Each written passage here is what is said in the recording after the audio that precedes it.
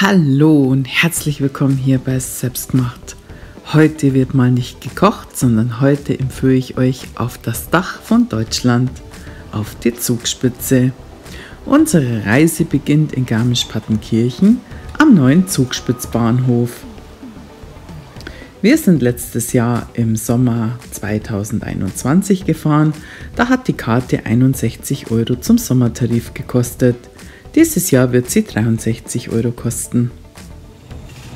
Unser Zug fährt ein und schon machen wir uns auf den Weg zur Zugspitze, auf den höchsten Berg von Deutschland. Unsere Reise beginnt in Garmisch-Partenkirchen und endet auf dem Zugspitzplatt. Die Zugspitze mit seinen 2962 Metern ist der höchste Gipfel vom Wettersteingebirge und gleichzeitig der höchste Berg von Deutschland. Bald, wenn wir aus dem Bahnhof rausgefahren sind, können wir rechter Hand das Alpspitz-Wellenbad sehen. Das hat nicht nur ein Hallenbad, sondern auch ein wunderschönes Freibad im Sommer. Die erste Haltestation wäre der Hausberg. Hier kann man im Winter prima Skifahren gehen. Und hier seht ihr den Ortsteil Garmisch, im Hintergrund mit seiner wunderschönen Kirche. Das Wetter ist leider heute nicht so schön. Die Berge verstecken sich heute fast alle im Nebel, aber dieses hat auch seinen Reiz. Die nächste Haltestation auf unserer Reise zur Zugspitze ist das Kreuzeck. Von hier aus könnte man mit einer Seilbahn auf den Osterfelder Kopf fahren oder mit anderen Seilbahnen auf den Kreuzeck. Wir bleiben aber sitzen, weil wir wollen ja auf die Zugspitze. Und weiter geht unsere Reise.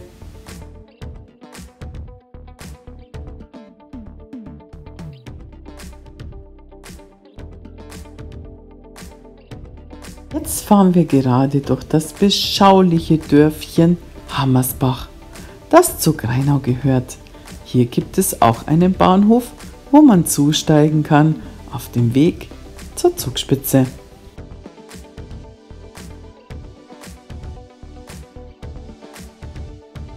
Nach Hammersbach fahren wir dann durch den beschaulichen kleinen Ort Grainau. Auf der linken Seite kann man jetzt den schön gelegenen Friedhof sehen. Und bald darauf kommt der Grainauer Bahnhof. Hier hat man wieder Zusteigemöglichkeit. Die Fahrt in dem Zug dauert jetzt nicht mehr lange. Bald erreichen wir den Eibsee.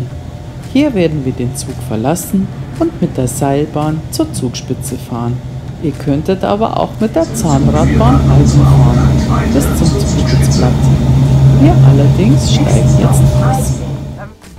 Und hier sieht man das nagelneue Gebäude von der Seilbahn. Die Seilbahn Zugspitze ist eine Luftseilbahn. Zwischen der Talstation am Eibsee und der Bergstation Zugspitzgipfel überwindet sie 1995 Meter. Die Stütze ist 127 Meter hoch. Das ist ein Weltrekord und die einzige, die die Seilbahn hat. Pro Stunde können mit dieser Seilbahn 580 Passagiere zur Zugspitze hoch befördert werden. Da kommt sie, unsere Seilbahn, die uns in 10 Minuten auf die Zugspitze bringt.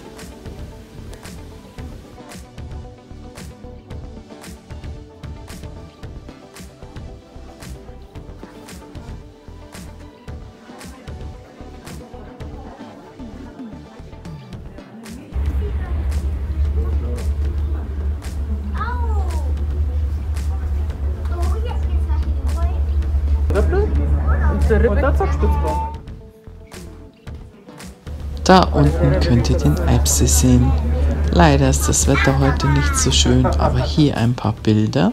So sieht er bei Sonnenschein aus. Wie in der Karibik. Unsere Fahrt geht jetzt weiter und immer mehr in den Nebel. Jetzt passieren wir die einzige Stütze, die die Seilbahn hat. Das ist schon ein Erlebnis. Hui! Unten könnt ihr noch Schneefelder sehen. In den Bergen ist es nicht ungewöhnlich, dass es auch plötzlich im August mal schneien kann.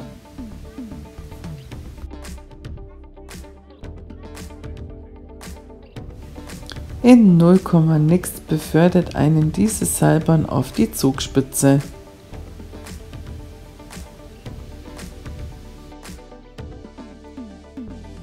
Oben angekommen auf der Zugspitze kann man nicht nur den Berg entdecken und das Panorama, sondern auch zum Beispiel, wie die Zahnradbahn erbaut worden ist.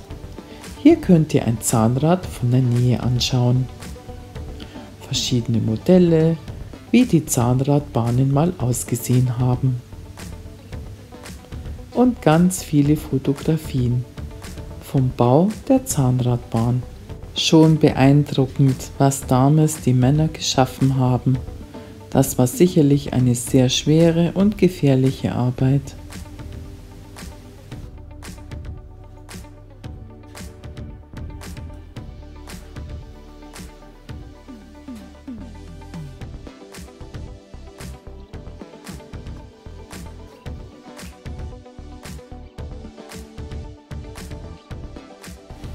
Im Nebel getaucht ist das Münchner Haus zu sehen. Das Münchner Haus ist eigentlich eine Schutzhütte für Bergsteiger. Am Tag kann man sich aber eine zünftige Brotzeit da kaufen. Die Zugspitze ist nicht nur in Deutschland, sondern sie grenzt auch an Österreich, an Tirol. Man kann also ganz einfach gemütlich nach Tirol einmal rüber spazieren.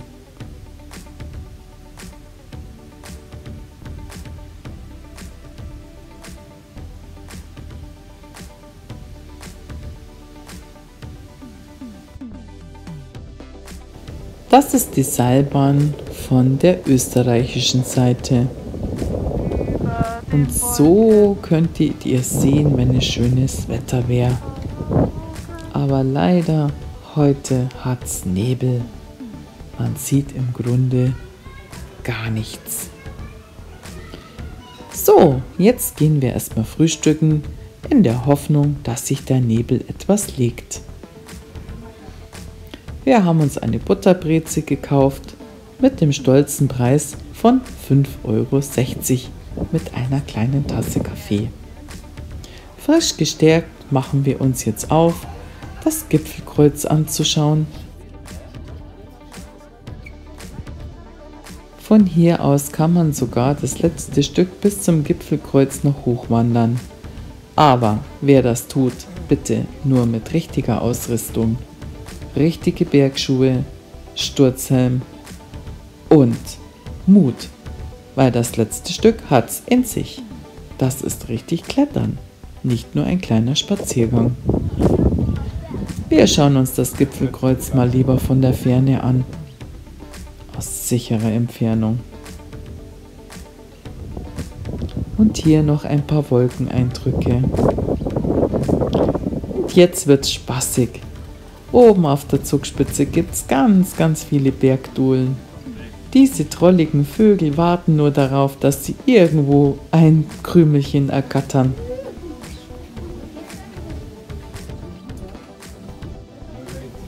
Wir nehmen jetzt die Gletscherseilbahn und in 4 Minuten bringt sie uns runter zum Zugspitzplatt, das im Winter Deutschlands höchstes Skigebiet ist.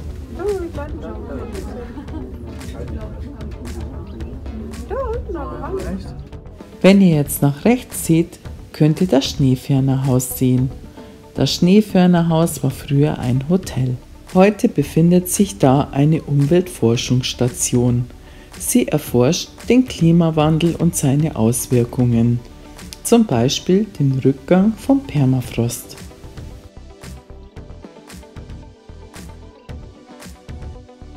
Dann auch wieder rauf. Die Kapelle hat geöffnet, die kann man besichtigen. Und bei der Kapelle geht der Gletschererlebnisweg los. Es sind 5 Infostationen zum Thema Hochgebirgsklima, Klimawandel, Geologie und Gletscher. Gastro hat geöffnet und Zahnradbahn fährt hier im Untergeschoss und zwar immer um halb fährt ein Zug zum Eibsee runter und weiter nach Garmisch-Partenkirchen. Sie können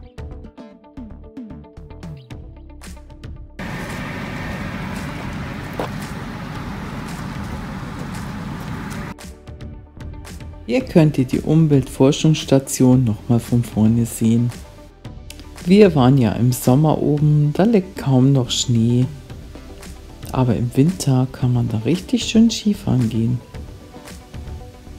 Hier gibt es vieles zum Entdecken. Steinmännchen, kleine Alpspixen. Hier sieht man das Skigebiet, das jetzt allerdings ein Steinehaufen ist im Sommer.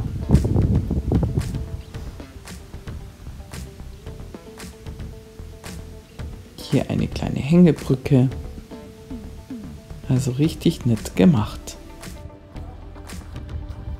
Von der Kapelle Maria Heimsuchung wurde der Grundstein 1980 gelegt.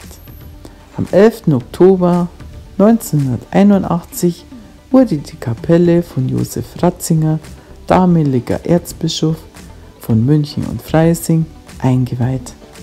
Liebevoll wird die Kapelle bei den Einheimischen unser Kircherl genannt. Die Motorradgruppe wollte auch mal aufs Bild. Man trifft einfach auf der Zugspitze Gott und die Welt. Und hier nochmal ein paar Eindrücke vom Zugspitzplatt, das an dem Tag mit den Wolken eine tolle Stimmung hat.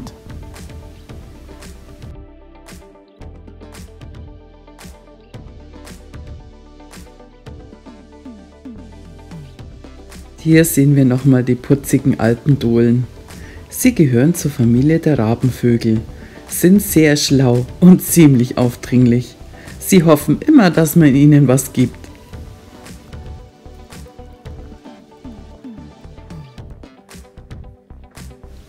Im Somm Alpin kann man noch sehr gut speisen.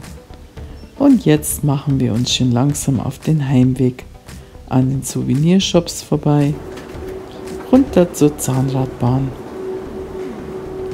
Wir waren in Corona-Zeiten oben, da wurde natürlich sehr auf Sauberkeit geachtet. Jetzt gehen wir zu unserer Zahnradbahn und machen uns auf den Weg wieder nach Garmisch-Partenkirchen. Schön war's, auch wenn das Wetter nicht so toll war, aber die Wolkenstimmung hatte auch irgendwie was. Jetzt fahren wir wieder heim. Oh. Da unten können wir nochmal den Eibsee sehen.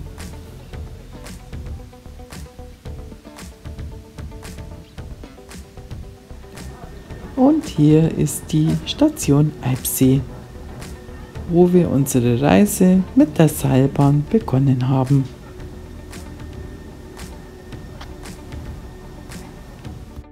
Wir hoffen sehr, unsere Rundreise auf die Zugspitze hat euch gefallen.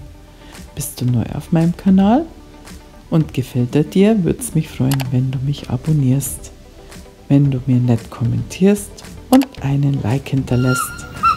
Mit den letzten Eindrücken unserer Fahrt verabschiede ich mich jetzt von euch.